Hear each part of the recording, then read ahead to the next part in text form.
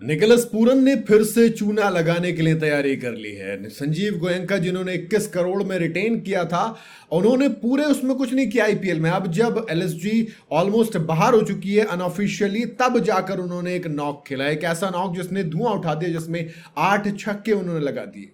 मतलब पूरे सीजन में उन्होंने 4 छक्के लगाए थे और यहां पर 21 बॉल में 63 रन की पारी खेली, जिसमें 1 चौका और 8 छक्के लगे।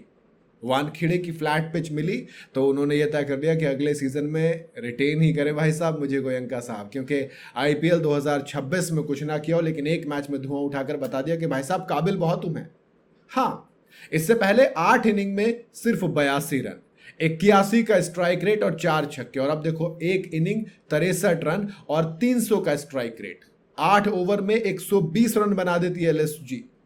निकोलस पूरन वो फिर से साबित कर रहे थे कि जब निकी पी का बल्ला चलता है तो बैट से सिर्फ छक्के निकलता है।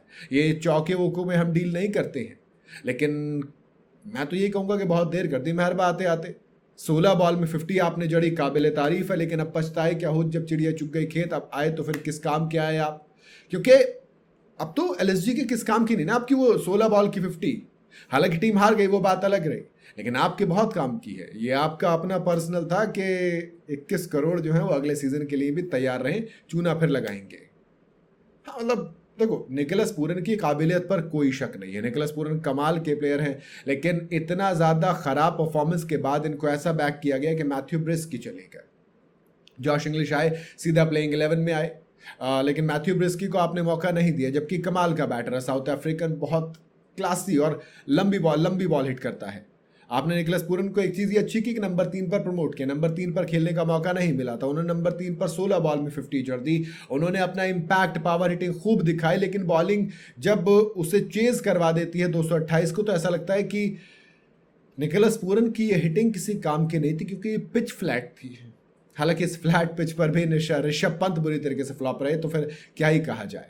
फिर मैं तो ये कहूंगा कि निकोलस पूरन ने टीम के लिए नहीं बल्कि अपने लिए इनिंग खेली है, और 21 करोड़ रुपए का चूना संजीव गोयनका साहब को फिर से लगाने का तय कर लिया, क्योंकि गोयनका की आंखों में आंसू थे भाई। वो आंखों में इमोशनल हो रहे थे कि यार अब मारे हो तूने रन, क्या कहूं मैं तुझे।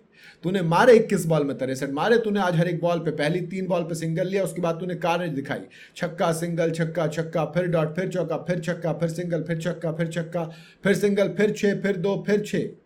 ये कार्नेज थी। 8 कमाल के छक्के सिर्फ 21 बॉल के अंदर।